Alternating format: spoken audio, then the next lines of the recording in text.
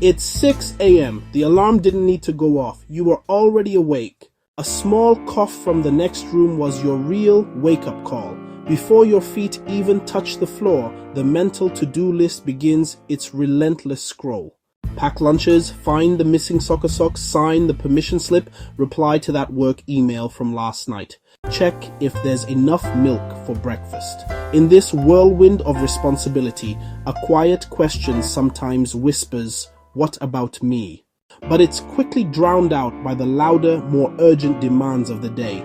You are the center of your family's universe, the steady hand, the planner, the healer. And so your own needs, a healthy meal, a moment of quiet, a walk in the fresh air, get pushed to the bottom of the list. The truth is, this isn't a failure of willpower. The most common barrier every parent faces is the suffocating lack of time. It feels like every minute of the day is already claimed, scheduled, and spoken for. From the moment you wake up until your head hits the pillow, the idea of carving out a solid 60-minute block for a workout or 30 minutes to cook a nutritious meal can seem laughable. It's an impossible luxury. So, we reach for the quickest option, most convenient option, which is rarely the healthiest.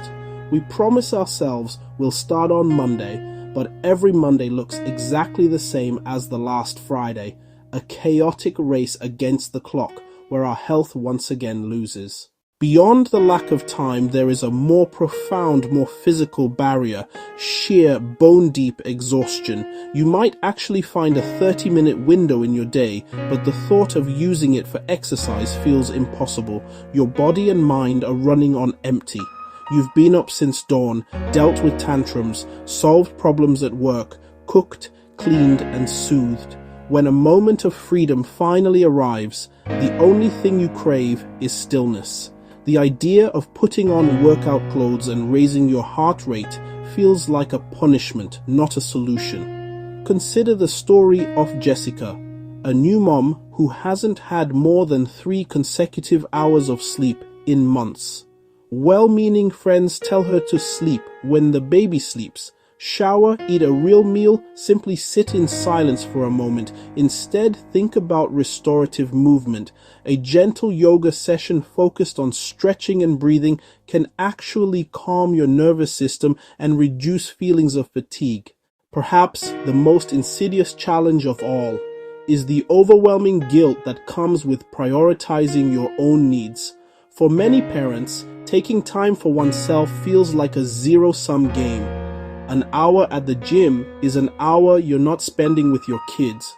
Money spent on a yoga class is money that could have gone toward a new pair of shoes for them.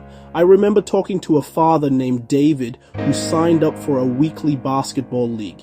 He loved it, but he quit after just 3 weeks. Every time he was on the court, all he could think about was his wife at home, wrangling their 2 young children through bath and bedtime alone.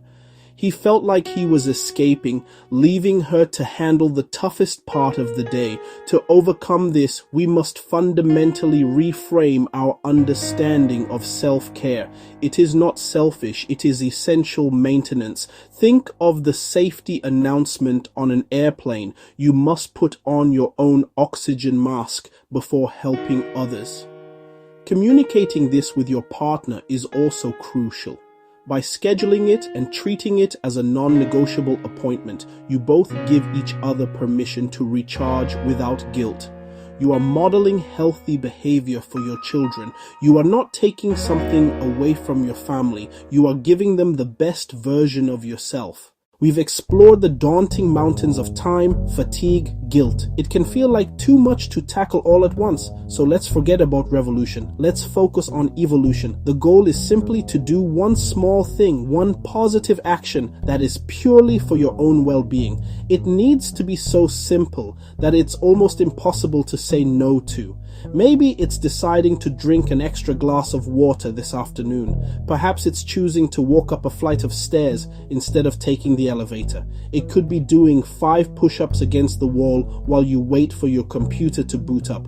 Or maybe it's just stepping outside for 60 seconds, closing your eyes and taking 3 deep breaths. The size of the action doesn't matter. What matters is the intention behind it. When you complete it, acknowledge it. Give yourself a moment of credit. That small victory builds momentum. Tomorrow, maybe you can do it again, or perhaps add another small action. You are not alone in this struggle, and your health is not a luxury. It is the foundation upon which your beautiful, chaotic, wonderful family life is built. Your journey of 1,000 miles begins not with a leap, but with the very next step you take. 3 simple points. 1. Find tiny pockets of time. 2. Choose micro actions, stairs, wall push-ups. 3. Make one small nutritional or hydration upgrade every day. Call to action, start today. Pick one tiny action and do it now. Share it in the comments, and if this helped, subscribe for more practical tips. Make it small, be kind to yourself when you stumble, and repeat. If you want guided micro workouts, hydration reminders, or gentle movement routines, check the links in the description. Small changes compound. You are worth the time it takes. Give yourself permission to begin again. You can build momentum with tiny, consistent steps. Closing line. Take the next small step. For you, for them.